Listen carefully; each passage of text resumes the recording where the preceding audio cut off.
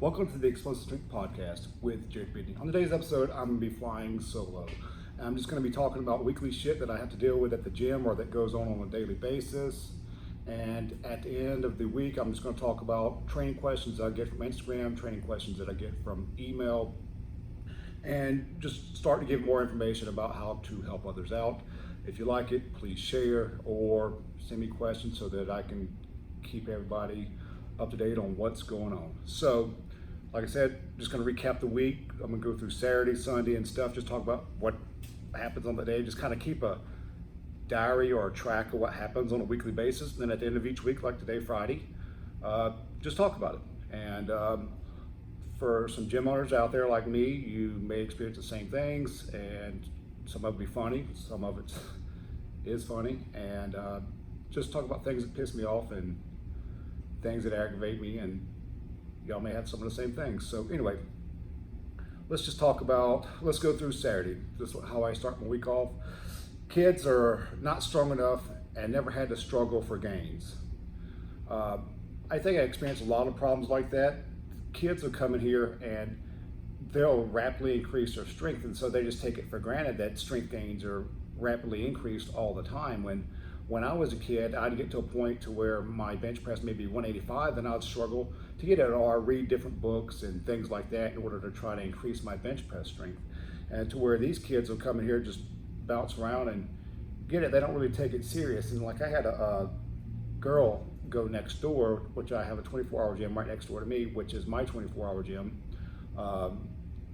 And she said for an entire year, her bench press didn't move. I said, how in the hell you work out for a year and your bench press not work out? You know what, I told someone the other day, if I'm gonna come in the gym, I'm gonna make sure my freaking lifts go up, because if I can't stand to just come here and work out without some type of driven purpose in order to get some stuff done. Maybe if I'm working on muscular endurance, maybe to increase my strength in the muscular endurance type of fashion. Right now, my training for myself and how I program myself is different from the kids. I'm just trying to work on different aspects for me, so maybe that I can learn and help pass on to them. But anyway, so that girl started coming over here, started training, and she was always worried about her form. She just was trying to really hone in and make sure her form was perfect. I said, sometimes cheating is good. You know, like sometimes you'll see all these people come in and their form is perfect, but they're weak as crap. And so I was like, geez, and you'll get people commenting on Instagram, oh, that's not a real box squat, or box squat's not a real box squat, or that's not a real squat. The only reason we're box squatting is for increased running speed. You know, everything I do here, we have to increase strength, but how we increase the strength in specific matters of how we do it will yield a different result. So right now, for my main purpose, and when I talk, is usually to increase an athlete's running speed. Primarily the reason we box squat. You'll see some athletes in here that will do a regular squat, and let's get back to the form. This kid was regular squatting, he'd go down, he'd stand up, and his back would round over. He did that for time after time. If I would have let him just make sure his back would stay perfect, he wouldn't get strong. So eventually, bad form, then all of a sudden, boom, it clicked, then he was perfect. I think sometimes, and when people are squatting, I mean, I asked him this past week, I said, what are you thinking about? How in the hell did you fix your form? What are you talking about? I'm squatting the way I've always done. I said, no. I said, you're actually going down, your back's tight, you're coming more vertical and more upright. I said, you don't have that little rounding of the back as you come up. I'm just squatting like I normally do. And so I said, that just further reiterates that sometimes you can let someone go bad, especially a kid, because they're a lot more resilient and to injury. They're not really going or as likely to get hurt as someone like myself or someone older.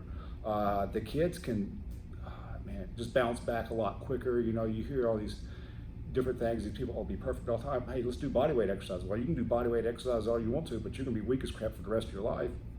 And so you'll see some kids, I'll press them. Got a little 9-year-old girl with an 80-pound bench. Her friend's got a 90-pound bench. Strength so critical that everybody wants to be perfect all the time and never spend any time getting stronger. So just like that girl next door and stuff like that. So she came over here and her bench went from 95 or 99 in a competition to 115. So it's just kind of like and that was maybe a 2-month process. And so within 2 months, you increase your bench more than you did within an entire year. It really like everybody's got to have a coach. I wish I had someone help me sometimes, but I still just got to program and figure it out myself. But Tiger Woods even has a coach. Everybody needs something and somewhere to help them. So the kids not being strong enough to struggle for gains, they don't really understand because I'm giving them strength, and they think that's normal until they go to high school and start high school weight training, which we'll get that later on.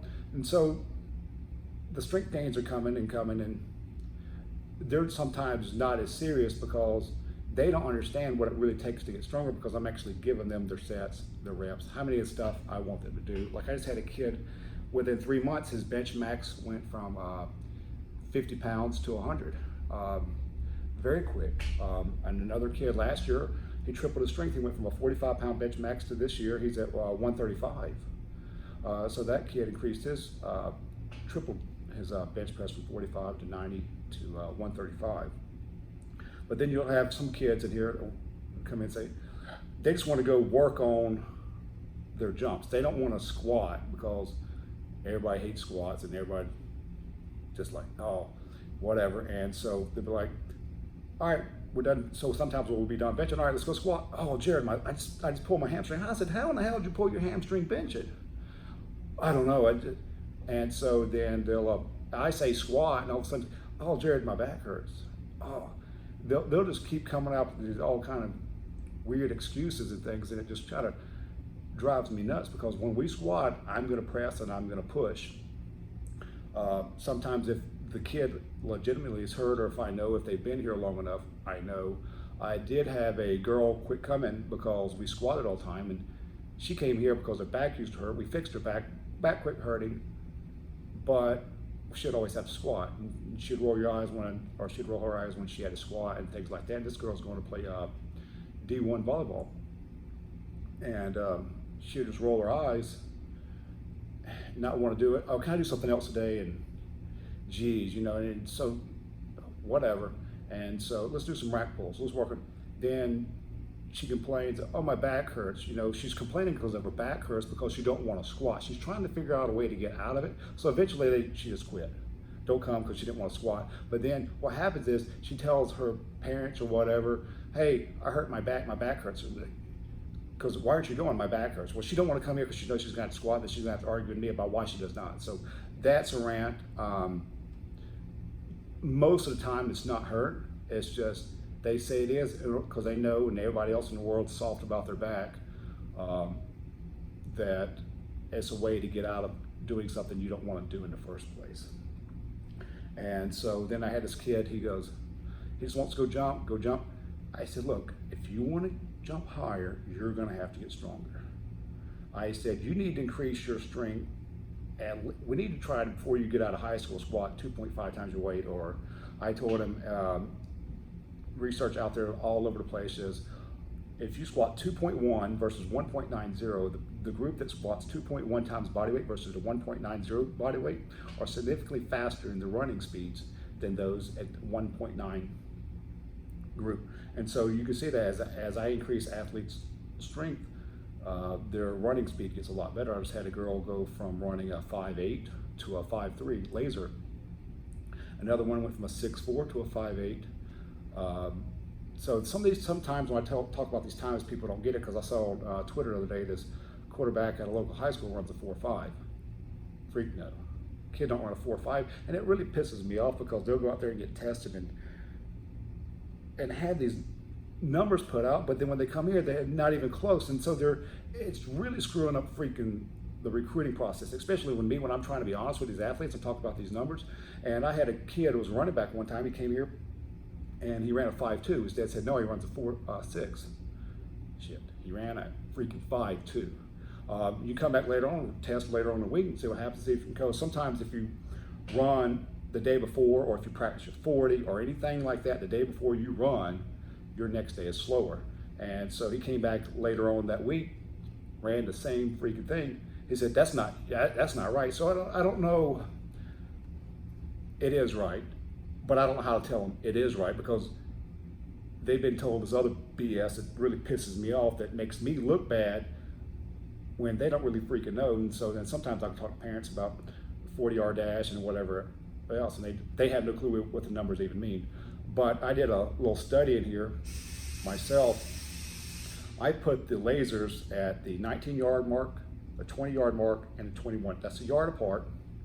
And I would have athletes of various speeds, some that run 4.7, 4.6, 4.8 range. I'd have little kids that running like 7-second 40-yard dashes, some in the 5s and some in the 6s. So I took the whole pool of different kids and I had them all run through the lasers at 19, 20, and 21 yards, and also set the lasers up at 39, 40, and 41 yards at a longer distance. And if you look at the average of running speed between all of them, the slower kids were about a 0.13 and the faster kids were about a 0.11. So on average, 0.12 of a second is what they were clearing out every 3 feet. And so that lets you know, so if you improve your 40 from a 5.1 to a 5 flat, that's 3 feet difference in 20 yards or even up to 40 yards. And so, because being a 40-yard dash is still an accelerated sprint, that's why I think I was getting the same numbers at the 2 separate distances. So anyway, the fastest ones were moving there 0.11, the slowest ones were about a 0.13. And so you can average it out a 0.12 or 1200ths of a second, which lets you know that every 3 feet, every 10th of a second is 3 feet. So I had a kid improve a half a second. That's 15 feet freaking difference in 20 yards. That's major if you're playing softball, baseball, and whatnot. And this past year, I've had more athletes go from a 7.2 to a 6.6 60-yard dash than I had ever before. And that's because I measure on a monthly basis. I try to test as much as I possibly can so that I can show that, hey, look, we're getting stronger. So the gym is set up to where I'm taking everybody over here on the side. We're strengthening. Then we go over there and we run and we test. It's kind of like, if you look at lab, let's go mess around over here. Boom, let's go over here at the end of the month and test. But anyway, I got on the whatever I said. So anyway, the kid said, well, how long is it going to take to get my strength that way? Well, I said, it takes years. And they want to go from body weight on the bar. So if the kid weighs 135, he squats 135. It's going to take a long time to get stronger. You just don't come in and go from point A to point B. You can't go from 300 to 400 in a year. Well, some of these kids have, but if you're doing it on your own, you sure ain't. And so it takes time, and you got to give time. And there are parents that I got here that I love. Sometimes their kids don't want to come. Well, the parents make the kids come anyway. That's my type of parent. Because if the parents hold their kid, even if the kid gives me a half-ass effort, they're still going to get better, because the consistency of some type of stimulus over and over and over will yield a result. Okay, they may come in, they may not try as hard on their jumps, but they still freaking jump. Well, that's better than sitting their ass at home doing nothing. You're coming here to squat. Hey, I don't feel the best today. Like if I know a kid sincerely tries, hey, I may not press them as hard on squat, but we're still going to squat. Same thing with bench. We're still going to do something, because that still stimulus is better than no stimulus at all. And I was talking to a kid the other day, and he was just talking about this kid. This kid at 24 used to come here. I used to train him. Now he goes at 24, trying to figure out on his own. So he'll have some communication with me, and we'll talk about different stuff. And I asked him, what do you think about this guy over here? He said, I don't know. He just comes in. He's strong as hell, but he just comes in and does all kind of random stuff. No organization to his training or whatever. But I said, you know why? Because he's consistent. He usually shows up there about twice a day, and he's always there. So consistency will yield strength. But if you can take consistency and take a person like myself or someone else that's professional in the field, if you take a consistent person with someone who knows how to program and get from point A to point B, that person will be a freak athlete. And you can't how long is it going to take? Well, the kid is not here because whatever. Okay, sometimes whatever. I got some kids here. They're 3 brothers. Their dad makes them come all the time. freak. Okay, the kid goes from can't even squat the bar, couldn't even move in the squat pattern at all last year. Now it's going to squat 225 this month. Goes from not falling with the bar, had to start him off with a freaking broomstick. I got a 20-pound bar, couldn't even do that. I didn't have the balance to squat down at all. Couldn't even box squat because he screwed up the box squat. So I won't talk about how I trained him to get him from point A to point B, but now we're going to regular squat. He's been regular squatting for the last 7 weeks and goes from falling with the bar last year, not even squatting the bar, not even starting off with a 20-pound bar, they're going to be squatting 225 because his dad makes them come all the time. They hate coming all the time. They even turned off their dad's alarm clock one time so that the dad would not wake up to bring them to the gym on a Saturday morning. Dad woke up, found out the boys took off their alarm clock, brought them here, told me what they did, and we got to work. Love it. Got another parent, he's got a son and a daughter here.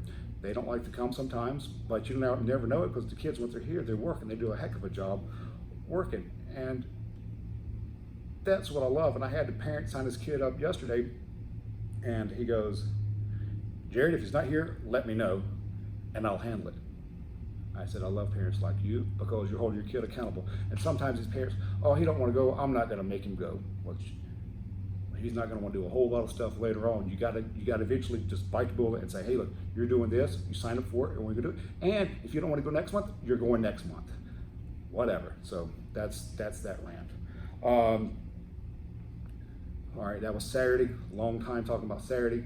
Sunday, geez, another thing that pisses me off is I've got a guy that comes over here at X Plus Mechanics, pays me to do his training program.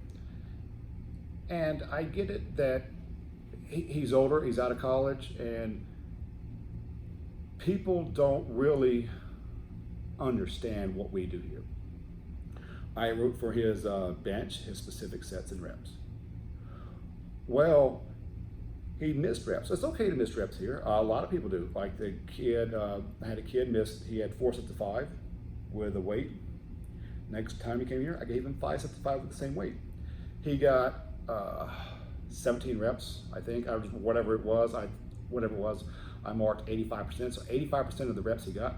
Next time he came here with a 72-hour rest break, came in, squatted the same weight, but this time he got 5 sets of 5, 100% of his reps at the same weight. Sometimes if you get if a kid a stimulus at that age, they'll adapt and come back the next time stronger, and he said he couldn't believe it. I said, look, I try to tell you, if you just freaking listen and trust it, that will go a long way. But anyway, I got this guy, comes here, pays, and he also has access to my 24 gym. And he'll miss reps. So if I wanted you to do 225, 4 sets of 3 on bench, you get a 3, a 2, a 2, a 2. Then he was doing 2, 2, 2 extra sets in order to make up the missed reps. I said, no, you don't do that. I said, if you're missing reps, let's take longer. Let's take maybe a 4-minute rest break between sets. I gave him a stopwatch and marking stuff. So instead of, and plus he's inconsistent with his bench, but he don't listen. He thinks the reps are important. The reps are important, but they're not important. If you miss them, freaking move on. Get pissed off, come back the next day, and whatever I give you, try to attack that. Sometimes we'll come back with it the same day or next time back to back, but we always try to get it cleaned up. And so, anyway, well, I feel like I'm not going, well, sometimes people, like I had a kid last year, feel like they're not going somewhere because they're missing reps. But then when you bench max them, they're up 40 pounds.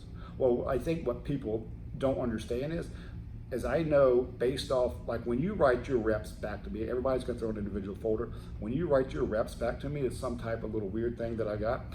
Based off how your rep pattern is, if you go 5, 4, 5, 3, 4, I know your rest breaks are screwed up between, you're not consistent, so you just go when you feel like it. If you go when you feel like it, you may have a screwed up. So that is like talking back to me. That's right. When they're writing numbers back to me, it's like them writing a sentence. Hey, this is what I did not do. If they go 5, 5, 4, 4, 3, like if they had 5 sets of 5, that's perfect weight loading, but they feel like it's not because they missed a rep. But anyway, always making your reps does not always mean that you're getting stronger. And the sports and all this, the biggest thing is if you are failing, so if you're not making your reps all the time, failure leads to success. Okay, at least we know where you are. Then I know how to wave the weights around in order to make you stronger. But if you mark that you get your reps all the time, I mean, that's not really an indicator that, I mean, it shows that you're making your weight, but sometimes you're not writing the best sentence back to me in order for me to help you progress at a rapid rate of speed. And so anyway, and the guy also, he'll be here some days, and some days he'll go next door. Sometimes he's here, sometimes he goes next door. And so I flipped on the camera here because I can watch it from Explosive Mechanics. I watched, and he was squatting and deadlifting that day, and he only worked up a 315 for a set of 1, when here he did 350 for a set of 3. And I was thinking, what the freak? And you're getting all suited up with your belt on, your knee sleeves, and your wrist straps.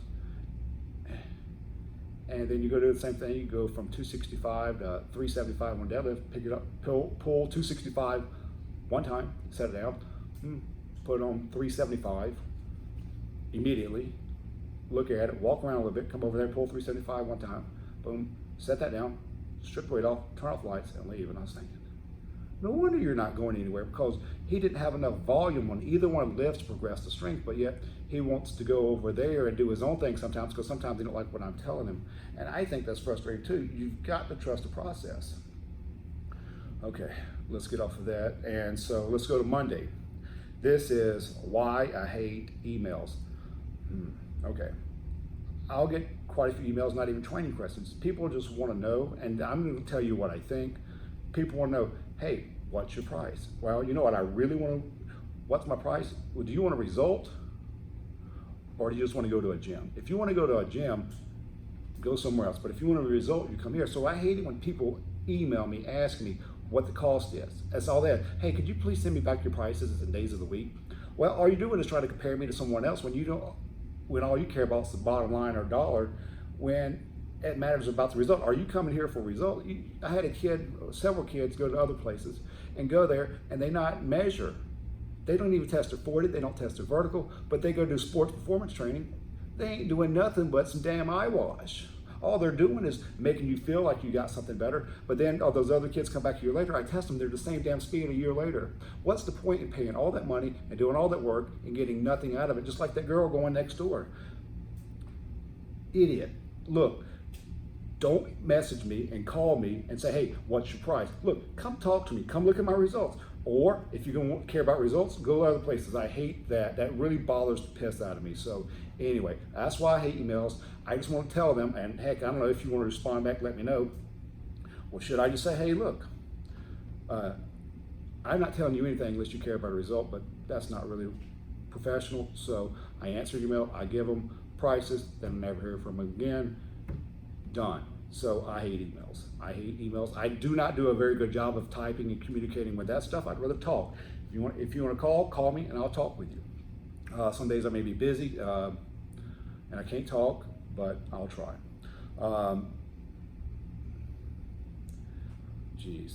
Same thing. I had an athlete, his girlfriend went to a different place down the street because the owner of that place played basketball. So the person thought if they went to a person that played basketball, that basketball person would know better. Well, I said, well, did you tell her I worked with a Division II basketball team years ago and we won back-to-back Peach Belt Conference championships? I know how to work with long limb athletes, and I think it's kind of crazy that just because I played football, but I don't know anything about football, and I didn't really pay attention to how my training went. I just went to the weight room, did what they did, and did what they said. And so just because I played football, I've got professional athletes that still come here because they play professional sports. They may can give some advice to someone else that's a beginner what to do, but as far as helping them advance, they need someone different. And just like whatever, seek out who makes or gets results. Just because they play the sport don't mean that they necessarily know what's going on. I've known professional athletes that played professional football, that played professional baseball, and they still don't know how to do programming or whatever. Just because they played a sport don't mean they know how to program. And most of the time, some of these people will have a business and they'll have a background in business and not even strength conditioning or human performance. So that aggravated me that was still on Monday. And Tuesday is kind of the same thing. They just want to work on the thing itself. They don't want to do what's going to make it better. So I got a kid that comes in here, several, that he'll just come in here and he will work on his vertical jump. All he wants to do is jump. All he wants to do is jump. Well, his jump goes up, but then all of a sudden it stops. And him and the guy that brought said, you have to increase your, you got to squat. And so, and I had a phone call with a guy later, a couple weeks ago. You have to squat. You can't go freaking do leg press. You can't do leg extensions. When you squat, your knees and your hips extend at the same time as if they would in running or jumping, and running and jumping is correlated. And so once the kid started squatting, his numbers started going up a little bit more, but then getting somebody to squat up under a load is totally different. And so they just want to go work on the jumping, they just want to go work on the running, but they're not putting the horsepower in the body to produce that force at a greater rate of speed. And so that was Tuesday. And on Wednesday, learn what strain looks like and feels like. Okay, so for the kid, that was the same thing. This could be done with anybody. If you got a kid, you want to squat them at sets of 5, go in there, squat them at sets of 5, and they may quit at rep 3. If they quit at rep 3, you know you got the weight right, because they could actually get 2 more reps.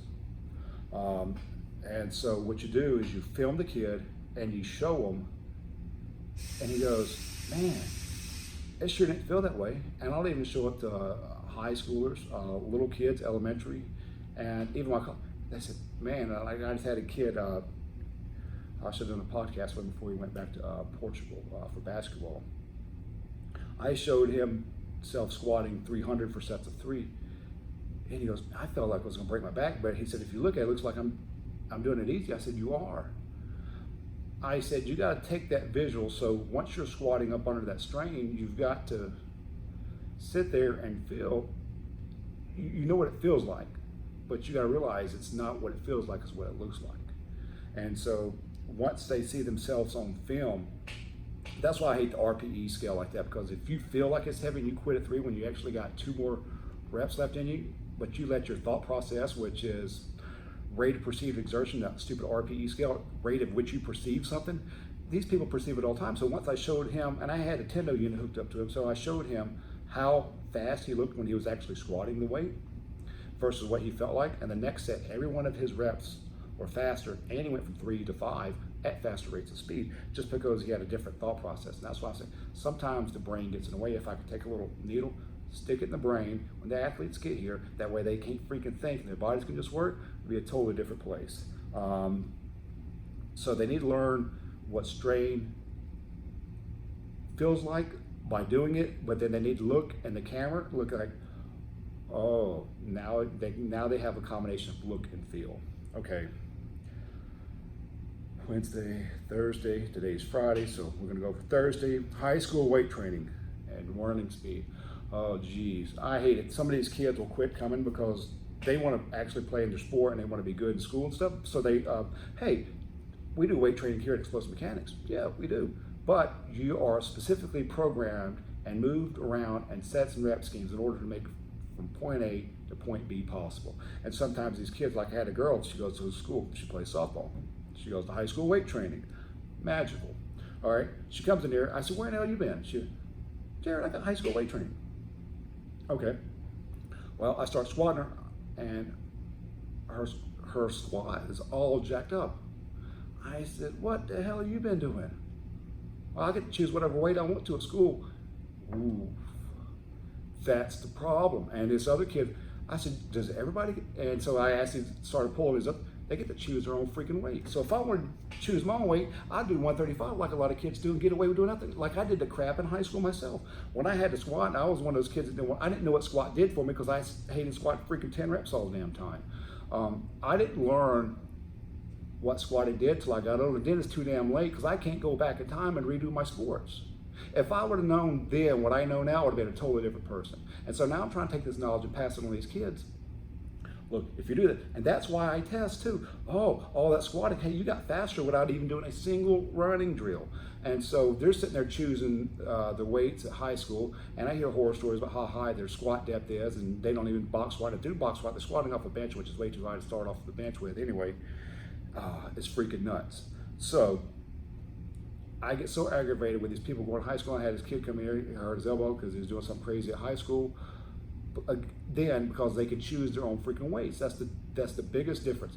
And they're not monitoring. They're having these kids do stuff at the schools just to be, hey, look, go over here, do this. And they're doing this stuff, and sometimes the kids just, and sometimes that's when they get the ego battle or peacock thing where the feathers fly, whatever, is that they're trying to see who can do the most weight sometimes. With that, if they had to do fives, maybe we're trying to see who can do fives for the most. When the kids should be programmed specifically for that one kid and given dictated rest breaks. And so that's the biggest, my buff about the high school thing is, then their high schools are gonna hate on me because they think I'm doing the same thing they are. They have no freaking clue what I do. But I know what they do. All they know is I bench and I squat here, yeah, but I don't freaking power clean, but all my athletes out jumping, outrun everybody else. I've had the strongest kids in, I ain't gonna say the high schools, and every one of the local high schools here, I've had the strongest people in the schools. That's crazy. And so that's how I first started getting people coming. I make the kids so strong. So like me and you were in school together, and we was both benching 205. Well, 4 months later, if I'm benching 315 and you're benching 225, you're gonna be, what the hell's Jared doing? And so Jared's going somewhere else with that's gonna program me and get me from point A to point B. So that's Thursday. So hopefully everybody enjoys this different thing. And now I'm getting to the weekly questions and training information. So question number one is, where do I get my 12-inch box from? And my foam pad. My 12-inch box comes from EliteFTS.com, Elite Fitness, Dave Tate and them. And my foam pad, I get the blue foam pad.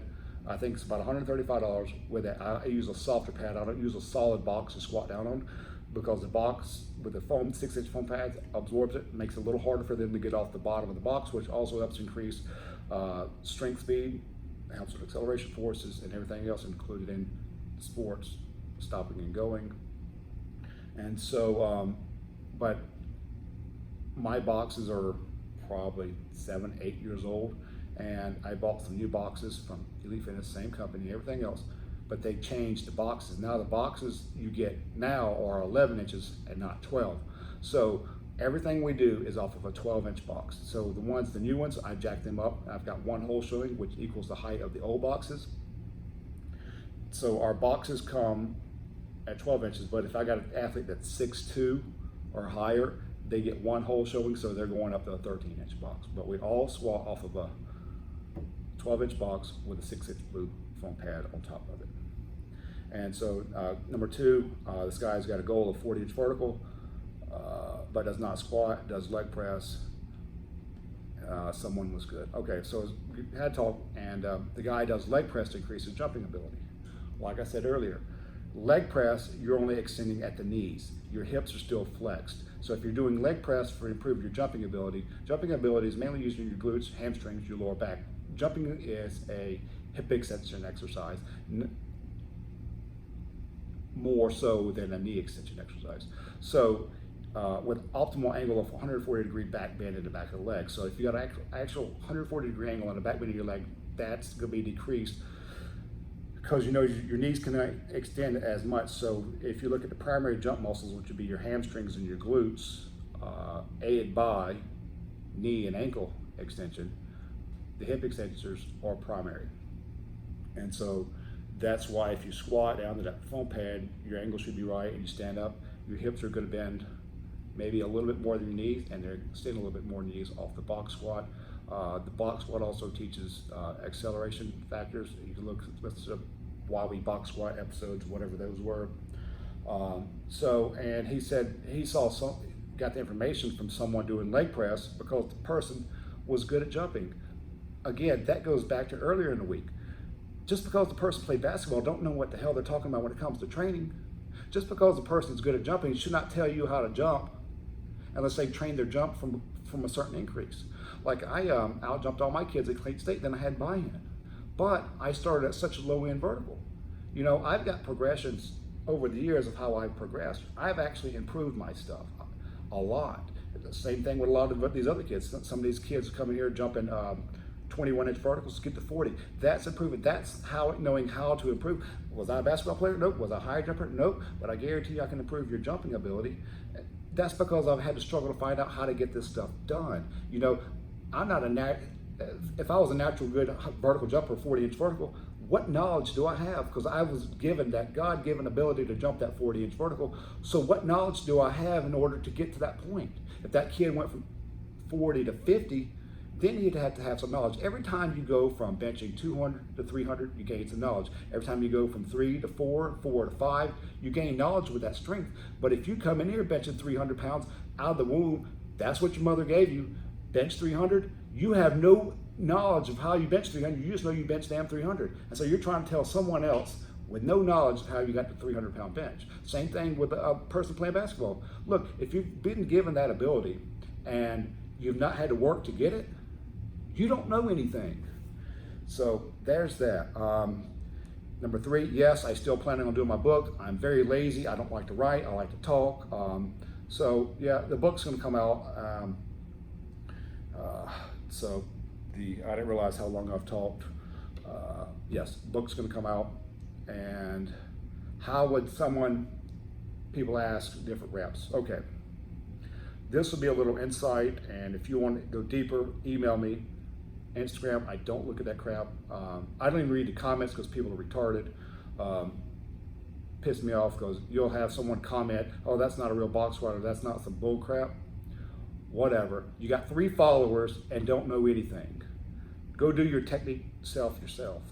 Anyway, sets and reps. All right, let's just get a little insight on how this could go down for those people that are not here. All right, and I don't do this for all. I do it for some, and some others I don't.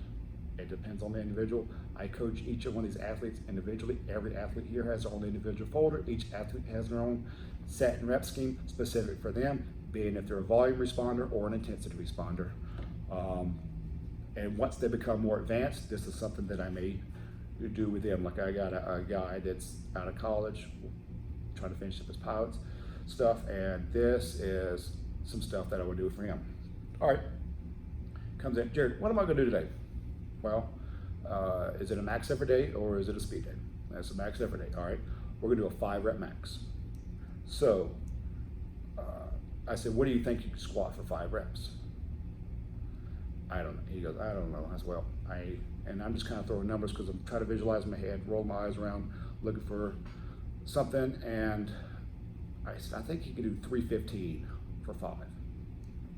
And this is going to break out Perelpin's chart and all that stuff. So if you look at the chart, like Louis talks about and Dave Tate talk about, Perelpin's chart, 4 reps at 90%. Okay, it could be 4 singles, or I've manipulated it to where it's a little different. I want 4 attempts at 90. 90% could be 90% of a 5-rep max. So if you want to do, if your 5-rep max is, say, 100, 80% of that 5-rep max is 80. Basics, okay? So if I wanted you to do 405 for a set of 3, and I want to do 90%, if your 4-rep max or 3-rep max is 405 and I want you to do 90%, that's 365 for a top set of 3. Or you can start with a set of 3 there. Anyway, trying to get that out of the way. I hope I didn't confuse anybody. So anyway, this is what I thought. Okay. So I'm trying to get a certain number of lifts in at 90% or above to increase that strength. So he comes in, he said, I think I could squat. I don't know, what do you think I can do? So I said, I looked around my head. 315 is what number came to my head, so I think, all right, 315. Let's start there. All right. So we need about 6 to 8 sets in, but we need 3 to 4 sets in at 90% or above. So let's start with 100%, which we think you're going to squat 100% with 315, 5 reps. All right. So that's 1. All right. So let's go down to 95%, which would be 300. Let's do that 5. Then we're going to go 285. So 285 is going to be 90% of 315.